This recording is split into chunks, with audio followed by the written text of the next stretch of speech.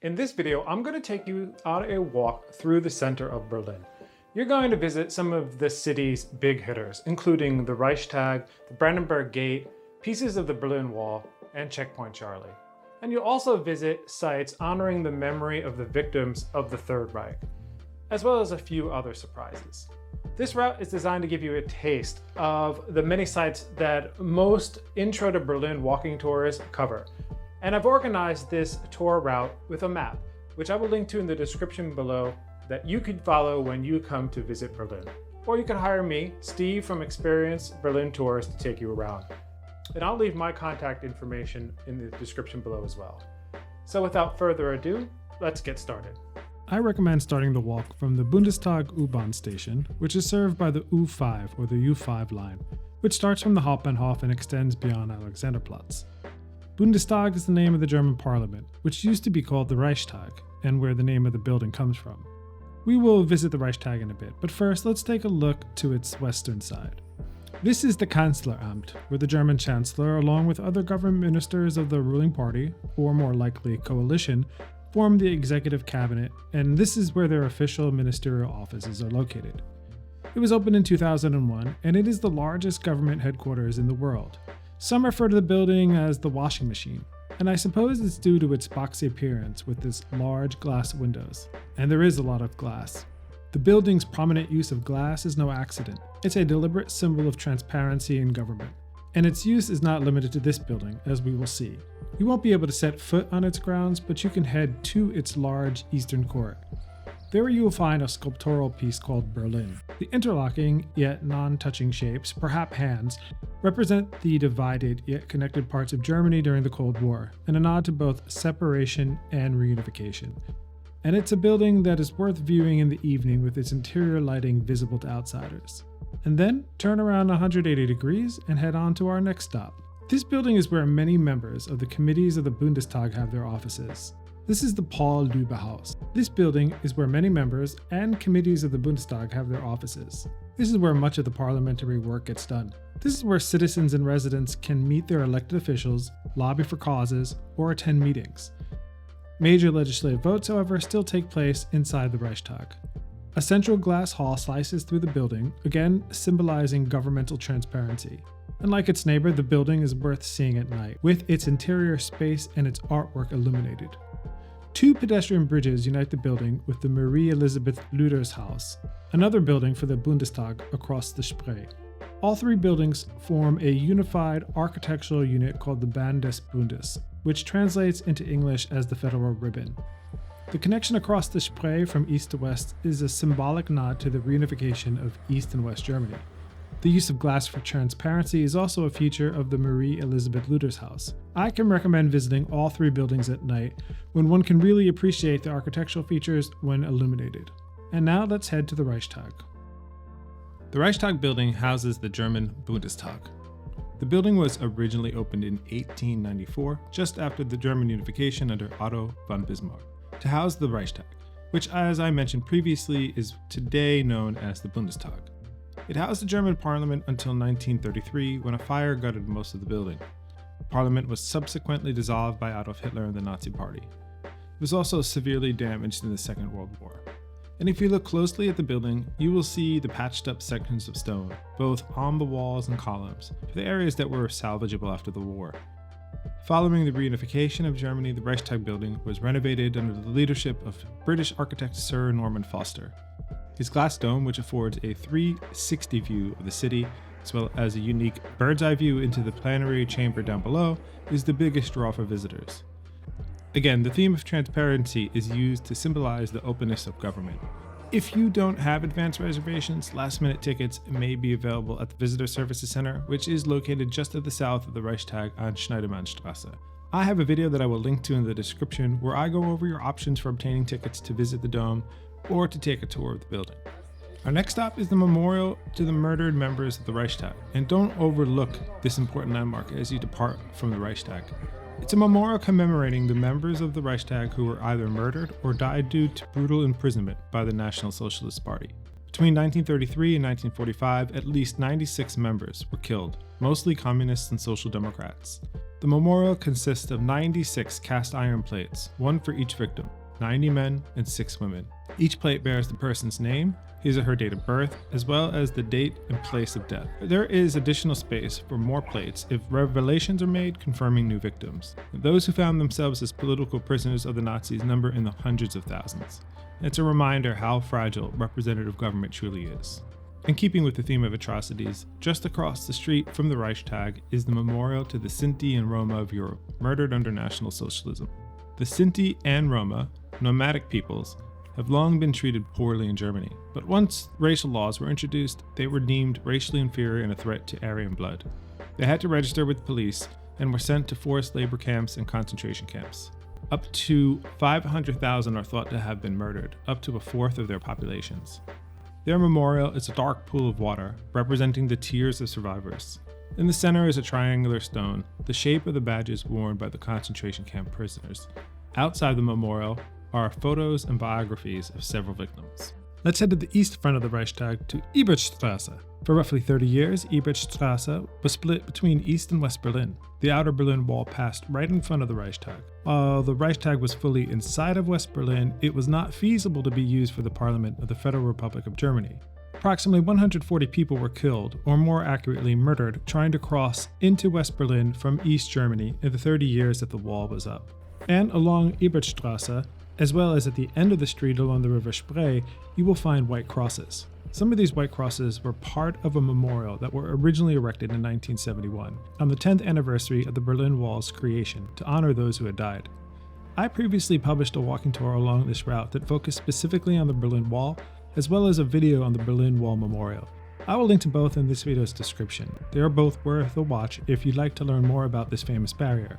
And speaking of the Berlin Wall, onto one of the city's most iconic landmarks. Tor is a monumental neoclassical gate, and it's arguably the icon of Berlin. We'll walk through it in just a moment. After the construction of the wall in 1961, the Brandenburg Gate was within the exclusion zone and inaccessible from west and east alike. And on the western side, on the northern sidewalk, is a plaque commemorating Ronald Reagan's June 1987 tear down this wall speech. Okay, let's go through the gate. The Brandenburg Gate was built in the late 18th century by Prussian King Friedrich Wilhelm II as a symbol of peace and a grand entrance to the city of Berlin. The Brandenburg Gate is named after the road and the city it led to, Brandenburg an der Havel, just west of Berlin. It's inspired mostly by the architecture of the ancient Greeks. It's 26 meters high by 65 meters wide, or 85 by 215 feet, and it's supported by 6 Doric columns on both fronts. The figure on top is a quadriga, standing on the chariot is Victoria, the Roman goddess of victory. She once held only an oath rake, but following her return after the defeat of Napoleon, she was given the Iron Cross with an imperial eagle perched on top. Just underneath the quadriga is a relief symbolically celebrating the victories of Prussia, with figures such as Nika, the Greek goddess of victory, and Hercules, the god of strength. Inside the 5 passageways are reliefs on both sides of each wall for a total of 20 reliefs. All reliefs depict scenes of Hercules and were designed to pay homage to Frederick the Great. On both the southern and northern sides of the gate are column porticos, where you will find 2 additional sculptural pieces, Mars the god of war, and Minerva, the goddess of wisdom, the protector of Berlin. The small temple on the left once housed guards, but is today a tourist office, and the one on the right housed tax collectors, but today is home to a room of silence. The Brandenburg Gate was heavily damaged in the Second World War and has gone through 2 restorations since. You can still see the patch repairs to the sections of the columns that were recycled. I published a video on the Brandenburg Gate, and I will leave a link to it in this video's description. The square on the east side of the gate is called Pariser Platz. Here you will find both the French and US embassies, and adjacent to the US embassy is the DZ Bank building. When no event is taking place, you may be granted access to the lobby, where you can see a remarkable space and sculpture designed by Frank Gehry. The sculpture is made of titanium and is alternatively known as the Whale. And on this square is the Adlon Hotel, Berlin's most famous hotel. This 5-star hotel is where pop star Michael Jackson controversially dangled one of his children from outside his hotel window. And for copyright reasons, I can't show the image, so you'll have to look it up. And of course, the Brandenburg Gate is one of the endpoints of Unter den Linden, one of Berlin's famed boulevards, but that will be a topic of a future video. Now, if you're here during the day, you should be able to walk through the lobby of the Academy of Arts building. If not, you'll have to go around the next street and past the British Embassy. Either option brings you to our next stop. Is a field of dark gray blocks that stand out in the urban landscape. Officially, this is the memorial to the murdered Jews of Europe. However, it is more commonly referred to as the Holocaust Memorial. It's the sheer size of the installation that first impresses, just under 2 hectares or 5 acres. It's built on ground that once made up part of a no man's land inside the Berlin Wall fortification system. The field consists of 2,710 concrete blocks, which are all roughly 2.5 meters wide by 1 meter long. It's only their heights above the ground that differ. The ground throughout the memorial is uneven. It rises and falls like a wave. Other than the memorial's name, there are no symbols, no names of victims, no names of concentration camps, no mentions of Jews or Judaism. The words Holocaust or Shoah don't appear anywhere as well. Even the number of concrete slabs has no significance. It's just the number that could fit in the allotted space. The abstractness and openness of the monument are by design. The architect wanted to convey a sense of discomfort and confusion, order without reason. The experience of walking through the memorial contrasts with the experience one would have when viewing the memorial from above. Under the surface of the memorial is the Information Center, a free museum that documents the persecution and extermination of the Jews of Europe. And just 1 city block away from the memorial, just below a rather unremarkable parking lot for local residents, once existed an air raid shelter. And this was no run-of-the-mill shelter. This was the location of the gardens of the Reich Chancellery, and roughly 9 meters underground was the Führerbunker, and this is where Hitler and his staff relocated as the Battle of Berlin raged on. The entire structure had around 30 rooms, which were protected by thick concrete walls up to 4 meters thick, and this is where it ended once and for all for the German leader. All that exists today is an information board that sits right on top of where the bunker was.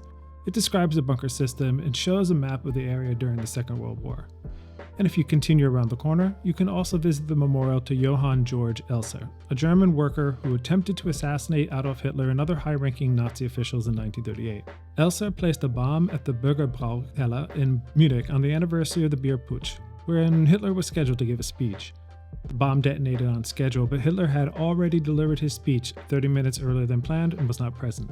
I also filmed a longer video on the bunker, and I will link to that video in the description below.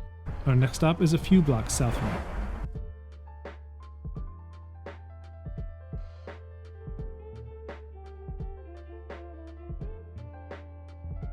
Here is an often overlooked landmark for those who are interested in GDR and Cold War history. This mammoth building today houses the Federal Ministry of Finance. It was built for the German Ministry of Aviation and is one of the few buildings erected by the Nazis that survived the Second World War. And during the GDR days, this was the headquarters of the House of Ministries, where the decisions of the East German government were put into practice. Here you will find an amazing 18-meter-long mural that was finished in 1952. It consists of porcelain tiles from the Saxon region of Germany and presents cheerful depictions of agrarian, industrial, and artistic life under socialism in East Germany. But the happy days didn't last long, as a workers' strike the following year quickly turned into an open revolt involving millions of protesters throughout the GDR, which reached the doors of the House of Ministries. The protest was violently put down by East German and Soviet military and police forces, with an estimated 125 people killed or executed. Today, the forecourt is a memorial to this uprising, with a glass-covered, pixelated, elongated photo of the demonstrators, all in full view of the mural. I published a video on the top GDR and Cold War era sites to visit in Berlin, and I'll leave a link to it in the description below. Okay, moving on. Our next stop is on the southern side of this building. And this is one of the city's most remarkable sites. The Topography of Terror is a free, open-air and indoor museum built on the former site of the Nazi SS and Gestapo headquarters. Outside and slightly below ground, you'll see the original foundations of Gestapo prison cells, where political prisoners were once held and tortured. On the walls in the trench, you will find photo panels tracing the rise of the Nazi regime. Inside the modern exhibition hall, you'll find floor-to-ceiling displays of rare photos, documents, and personal stories. Everything is arranged chronologically, making it easy to follow even if you're short on time. Part of the site is located along what was once the border between the Soviet and American sectors in post-war Berlin. As a result, the Topography of Terror is home to the longest stretch of the Berlin Wall in the city center. And the neighboring Gropius-Bau Museum still wears the scars of the Battle of Berlin, as Soviet Red Army soldiers used the museum as firing positions for the assault on the SS headquarters. And if that sounds fascinating, I published a video on Berlin's battle scars, which I will leave a link to in the description below. Now let's head east to one of the city's most famous intersections. On the left is Trabi Road. Trabi is the nickname for Trabant, the iconic East German tin can car that most citizens needed to wait at least 10 years to acquire.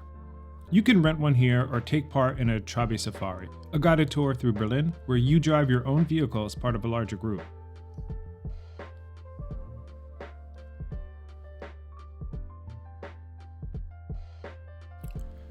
And on your right is the Trabi Museum, where you can see all of the Trabis that were made from 1958 to 1991, including the camper van version.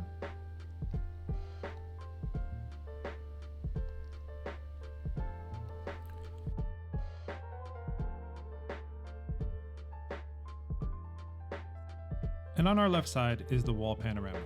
The Wall Panorama is a 360-degree theater that shows everyday scenes of the West Berlin neighborhood of Kreuzberg on a random autumn day in 1980s. It's a look into the world that no longer exists on either side of the barrier.